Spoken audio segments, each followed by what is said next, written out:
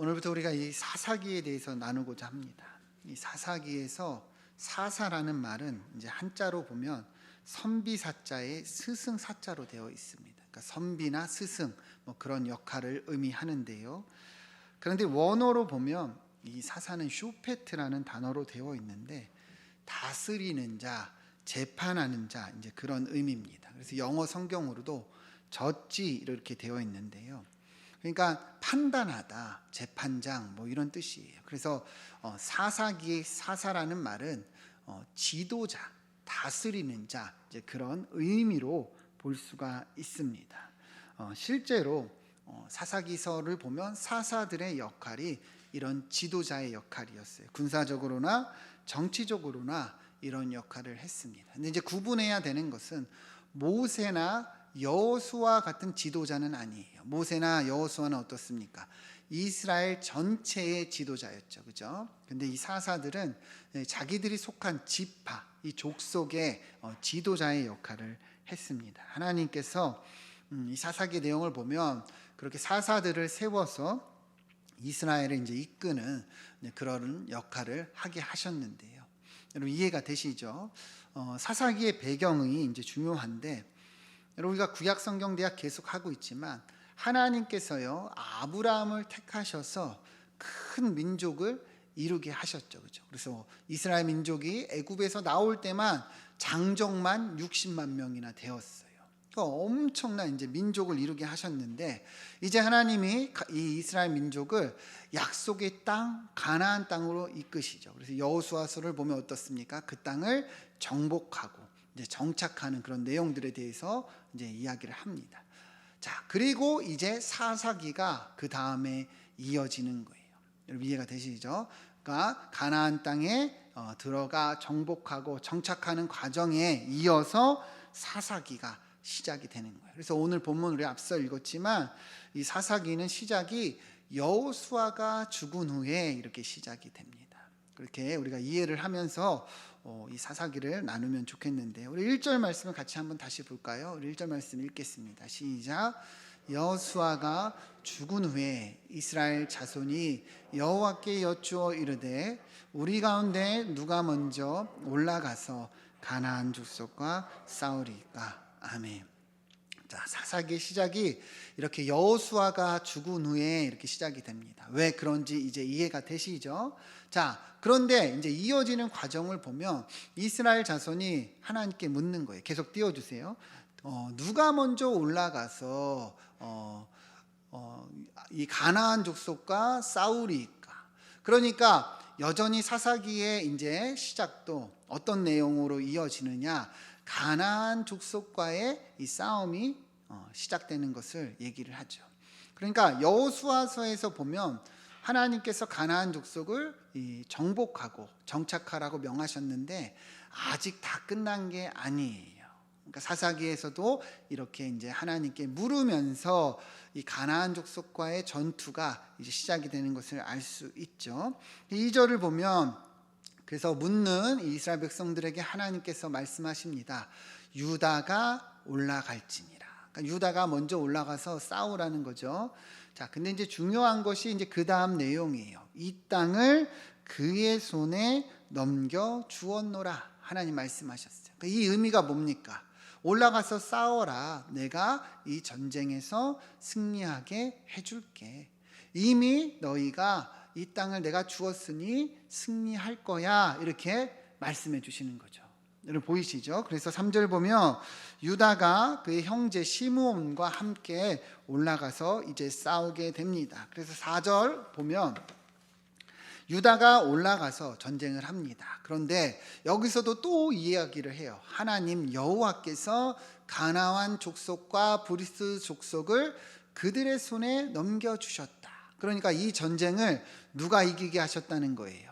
하나님께서 이기게 하셨다는 거예요. 계속 반복되고 있죠. 하나님께서 이기게 하셨다. 하나님께서 이기게 하셨다. 그래서 5절을 보면 또 베색에서 아도니 베색을 만나 그와 싸워 가나안 족속과 브리스 족속을 죽였다. 이겼다. 이런 말이죠.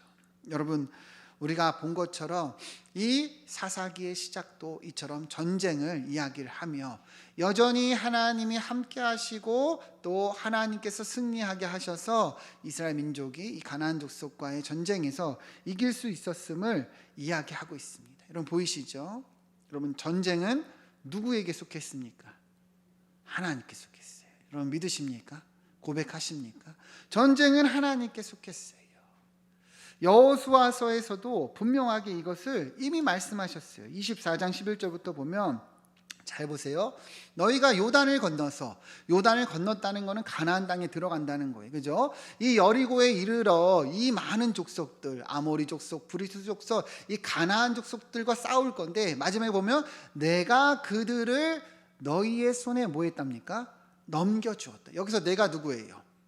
하나님이시죠. 하나님이 이 전쟁을 이기게 하셨다는 거에서 12절을 보면 내가 왕벌을 너희 앞에 보낼 것이다. 그 아모리 족속이 두 왕을 너희 앞에서 쫓아내게 하였나니 너희의 칼이나 너희의 활로써 이같이 한 것이 아니라. 그러니까 전쟁이요, 이스라엘이 무기가 좋아서 전력이 좋아서 힘이 세서 승리한 것이 아니라 무엇 때문에 승리한 것입니까?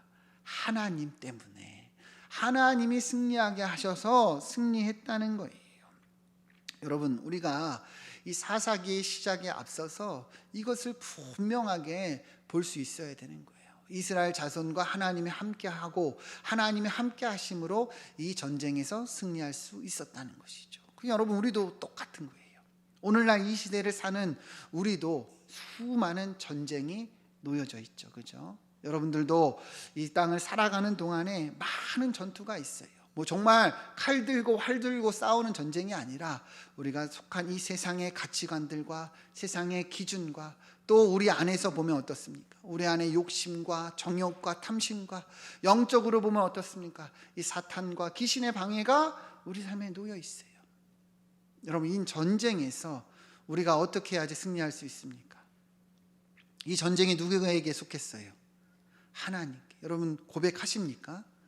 하나님께 속했어요. 하나님이 승리하게 하신다는 거예요. 여러분들이 똑똑해서 지혜로워서 여러분들이 힘이 강해서 우리 앞에 놓인 전쟁에서 승리할 수 있는 것이 아니라는 거예요. 이스라엘 백성들이 하나님 앞에 나와 무엇을 했습니까? 물었어요. 누가 먼저 올라가리까? 누가 먼저 싸우리까? 여러분 우리도 우리 앞에 놓인 전쟁에서 어떻게 해야 될까요? 하나님께 묻고 하나님의 말씀을 따라 나아갈 때 어때요? 승리할 수 있다는 거예요.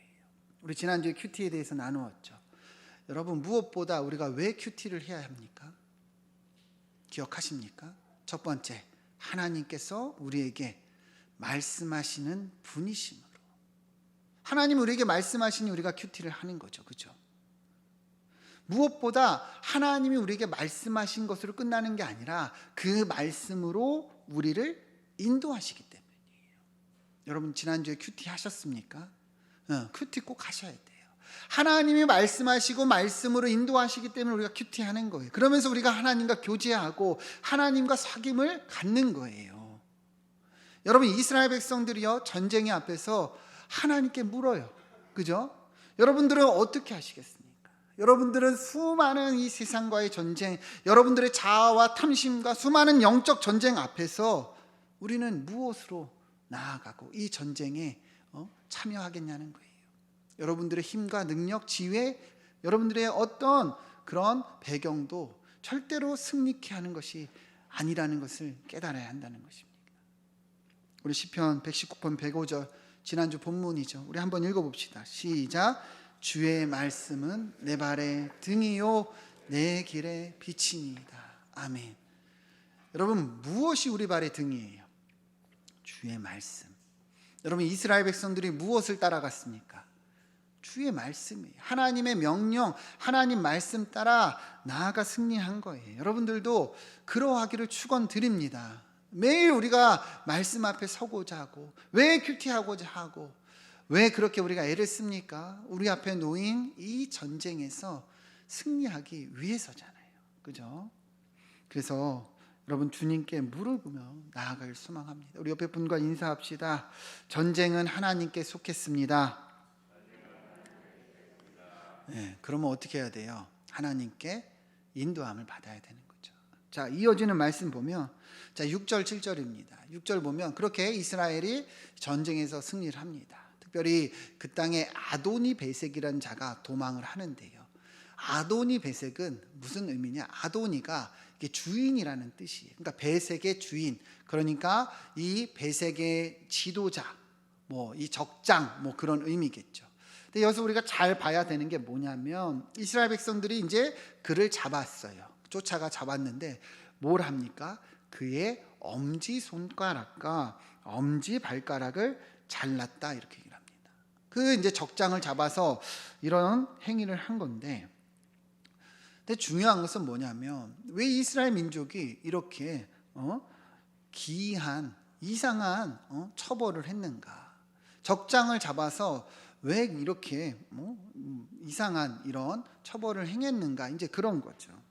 사실 이스라엘이 이렇게 행한 것은 뭐냐면, 이 당시에 가나안 이 문화가 그래요. 가나안의 이 풍습이 어떠냐면, 전쟁을 하면은 전쟁에서 이긴 이 나라가, 이 족속이 이 적장의 장수를 잡아서 또 그에 속한 이 군인들의 이 엄지손가락과 발가락을 다 잘랐습니다. 왜 잘랐느냐?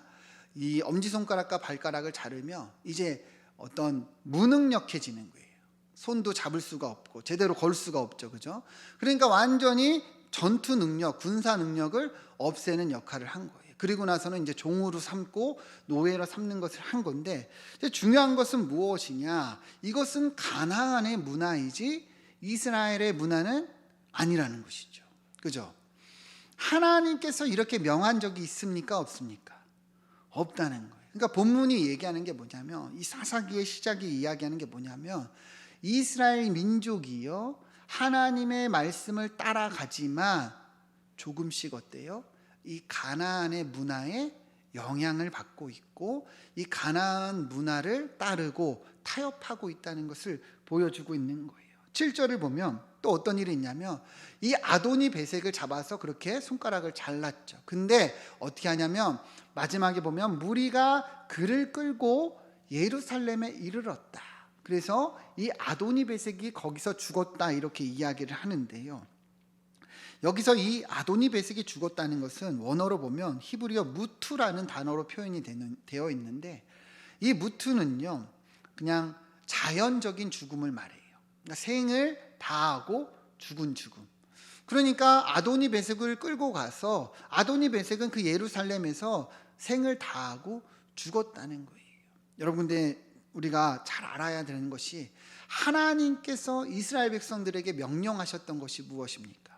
이 가나안 땅을 진멸하라죠. 신명기 7장 1절부터 보면, 하나님께서 너를 인도하사 내가 차지할 땅으로 들이시고, 그러면서 이 가나안 땅의 족속들에 대해서 쭉 얘기합니다.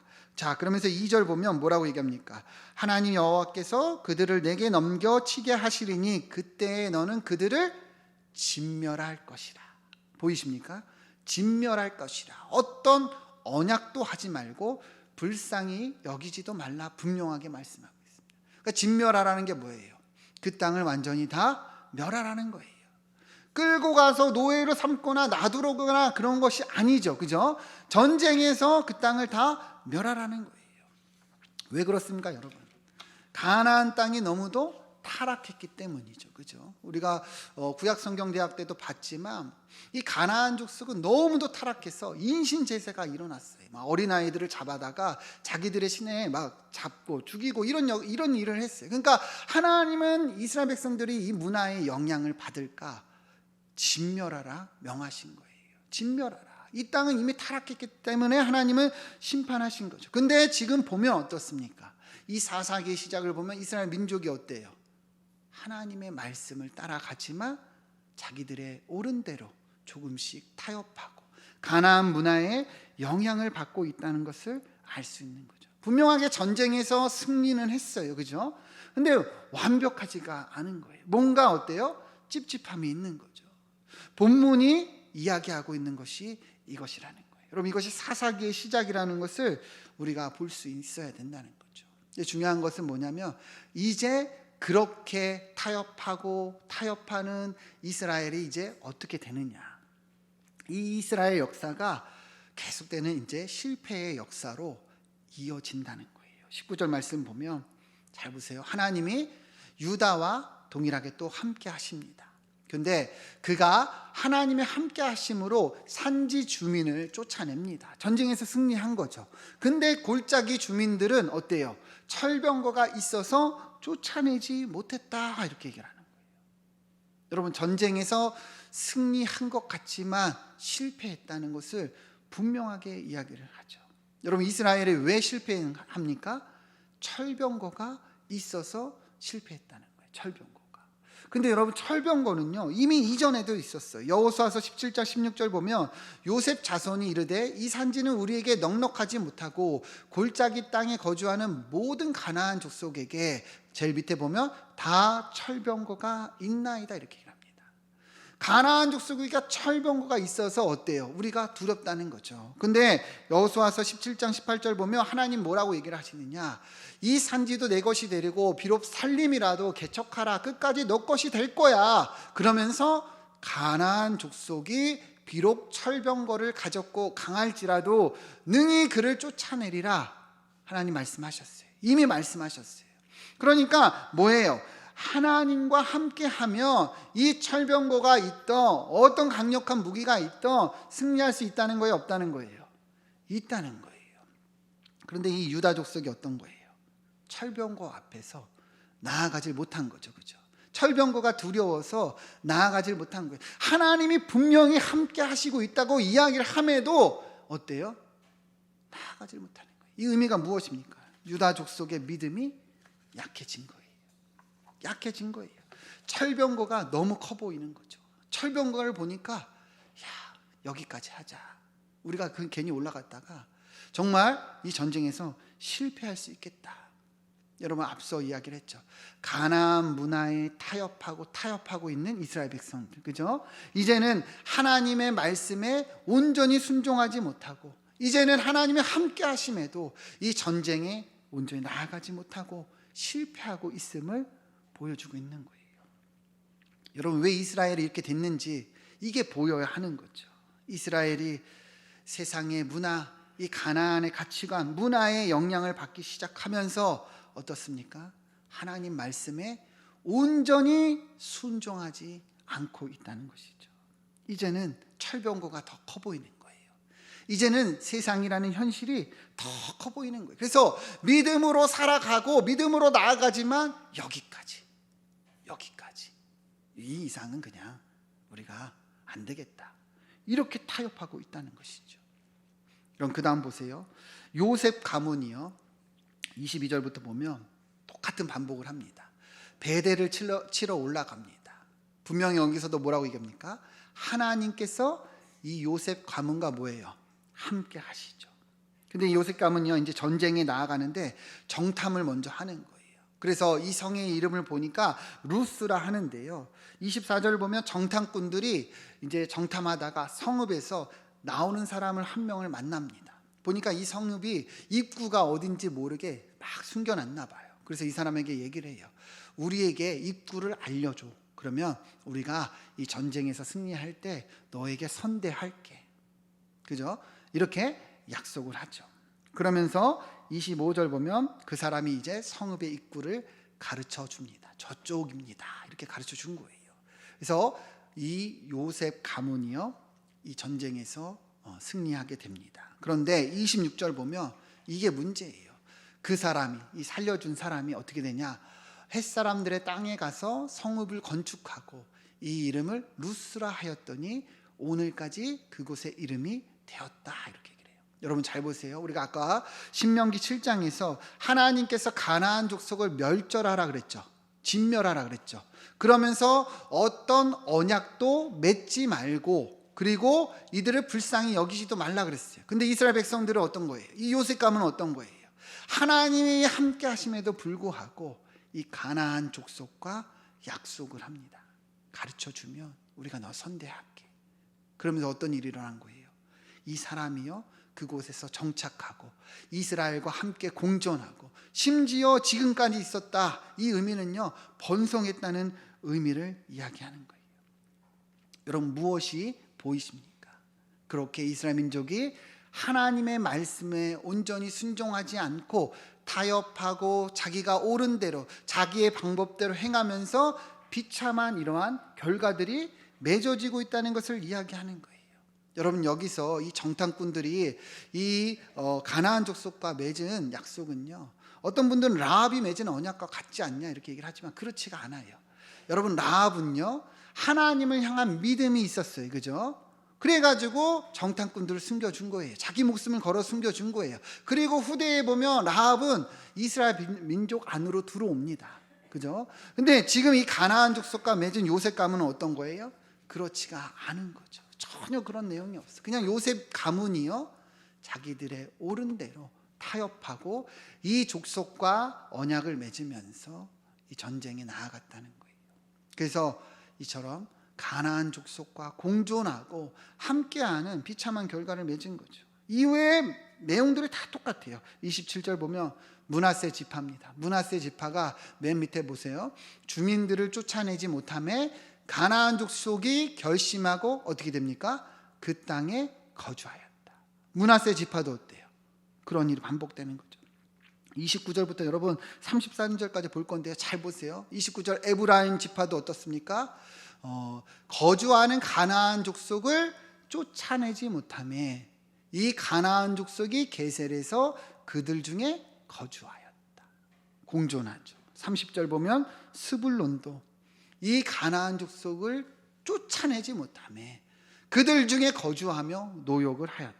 31절 아셀 주민을 쫓아내지 못했다. 그들을 쫓아내지 못했다. 32절에 반복됩니다.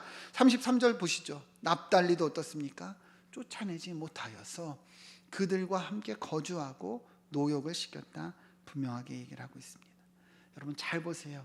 어떤 일이 계속 반복되고 있습니까?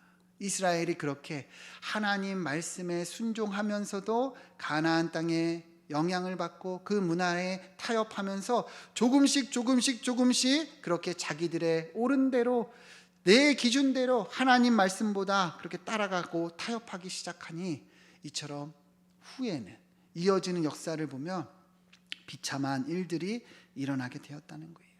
어때요? 가나안 족속을 죽이기보다 그냥 우리가 노예로 삼고 우리가 일시키면 그게 좋지 않냐. 자기들이 보기에 그게 맞다 생각한 거죠. 그러나 하나님은 어떻게 하셨습니까? 진멸하라 그랬어요. 그러니까 뭐예요? 그렇지 않았던 거죠. 따르지 않은 거예요. 그래서 이렇게 이스라엘 민족에게 비참한 일들이 일어나고 있음을 말씀하고 있는 거예요. 여러분, 이게 사사기의 시작이고 사사기 전체의 주제고 흐름이에요. 이스라엘이 계속 타협하면서 이처럼 타락의 길로 접어들게 되었다는 것이죠. 그리고 여러분, 사사기 마지막에는 어떻게 되는지 아십니까? 정말 이게 무서운 건데요, 사사기 20장 18절 보시면 오늘 본문의 1장에서 나왔던 내용과 똑같아요. 이스라엘 자손이 일어나서 베델로 올라가며 하나님께 묻습니다.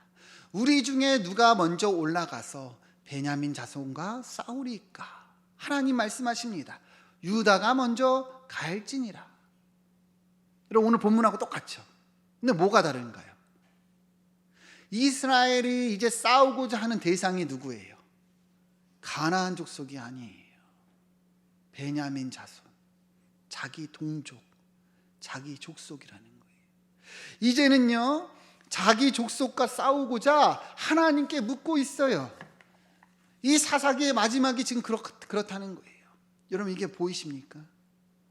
얼마나 이스라엘이 타락해져 갔는지 이제는 자기 동족과 싸우는 현실이 된 거예요.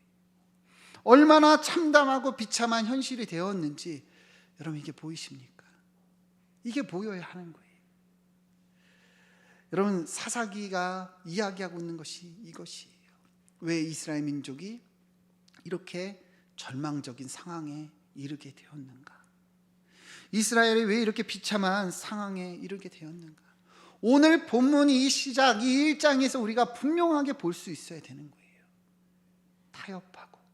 타협하고 하나님의 말씀보다 내가 보기에 좋은 대로, 내가 볼 때 옳은 대로, 나에게 더 유익한 대로 그렇게 타협하면서 나아가가 이렇게 절망적인 타락까지 이르게 되었다는 거예요. 여러분, 마치요 담배불씨 하나가, 작은 불씨 하나가 불이 붙고 커져 온 산을 태우고 다 잿더미가 된 것과 같은 그런 비슷한 상황이에요. 타협하기 시작하다 결국에 이렇게 절망적인 현실에 이르게 되었다는 것이죠. 여러분, 왜 하나님께서 이 사사기의 말씀을 우리에게 주실까요? 이스라엘 민족이 이렇게 잘못했다, 얘네는 이처럼 이렇게 안 되는 애들이야, 이 이야기를 하실까요? 아니죠. 우리에게 비춰주시는 거예요. 너희는 어떠냐는 거예요. 우리는 어떠냐는 거예요. 여러분, 이 사사기를 보면요, 오늘날 우리 한국교회와 우리 한국교회 성도들의 삶과 크게 다르지 않다는 것을 느끼게 됩니다. 여러분, 계속해서 교회에 문제가 발생하고, 왜 계속해서 교회가 타락하고, 돈 문제, 이성 문제, 교회가 분열되고 나뉘고 싸우고, 교회의 성도들이 세상에 나아가나 영향력이 없고 다르지 않고 세상에 똑같이 살아가는 그런 비참한 일들이 일어나고 있을까요? 그 이유가 뭐라고 생각하십니까? 계속 타협하기 때문이죠. 교회가 타협하고 성도들이 타협하는 거예요. 하나님 말씀에 온전히 순종하기보다 내가 볼 때 좋은 대로, 나한테 편한 대로, 내게 유익한 대로 그렇게 타협하며 지금 이 현실에까지 이르게 되었다는 것이죠. 여러분, 정신을 똑바로 차려야 합니다. 우리가 하나님 말씀 앞에 직면하고 온전히 순종하지 않으면 여러분, 다른 소망이 없어요. 다른 방법이 없어요. 지금 이 정도면요, 우리 후대에, 우리 자손들의 이 세대는 어떻게 될까요? 계속 사사기가 더욱 타락해져 가고 있음을 우리가 본다면, 여러분, 지금 2020년도에서 끝나는 것이 아니라는 것이죠. 하나님이 우리에게 무엇을 말씀하실까요? 하나님 말씀 앞에 온전히 따르고 순종하는 것 외에는 다른 길이 없다는 거예요. 너희가 보기에 좋은 대로가 아니라 하나님 말씀에 순종하여 우리의 삶을 살아가라는 거예요. 여러분, 앞서 얘기했죠. 전쟁은 누구에게 속해 있습니까? 전쟁은 누구에게 속했어요? 하나님께. 여러분, 고백하십니까? 그러면 여러분, 하나님께 온전히 순종하고 철저히 따라야지요. 그런데도 여전히 하나님 말씀 앞에 서지 못하고 큐티하지 못하고 주님의 말씀을 일주일 내내 5분 이상도 보지 못하는 우리의 현실이라면, 여러분들이 아무리 부정해도 이 사사기의 내용과 이 사사기 이스라엘 백성들과 무엇이 다르냐는 거예요. 단 5분도 기도하지 않고 하나님을 의지하지 않는다면 여러분들 이 이스라엘 백성들과 내 모습이 다르다고 말할 수 있겠습니까? 이 비참한 현실이 우리의 현실이 될 것이라는 것을 여러분들 부정하실 수 있겠냐는 거죠. 여러분, 주님이 우리에게 이 말씀을 주신 것은 우리로 비판하고 우리를 질책하기 위함이 아니에요. 아직 여러분, 우리에게 소망이 있습니다. 여러분, 이 사사기의 정말 비참함을 보시면서 우리는 하나님 말씀을 붙잡고 따라가 순종하며 정말 우리의 삶과 우리 다음 세대는 이러한 현실이 이루어지지 않도록 여러분, 우리는 애를 써야 한다는 것이에요. 여러분, 전쟁은 하나님께 속했습니다. 우리의 능력도 우리의 어떤 무기도 아니라는 거예요. 하나님 말씀 따라가며 하루 한 바퀴씩 도세요. 하나님 말씀에 순종하며 여러분, 그 말씀을 의지하세요. 그러면 여리고 성은 무너져 있습니다. 여러분, 다시금 우리 사사기를 보면서 하나님께 소망을 두고 하나님 말씀에 순종하며 여러분, 우리가 나아갑시다. 직면하고 회개하고 이 시간 우리가 하나님을 의지하며 나아갈 때 주님께서 우리에게 정말 승리의 삶을 허락해 주실 것입니다. 함께 기도하겠습니다.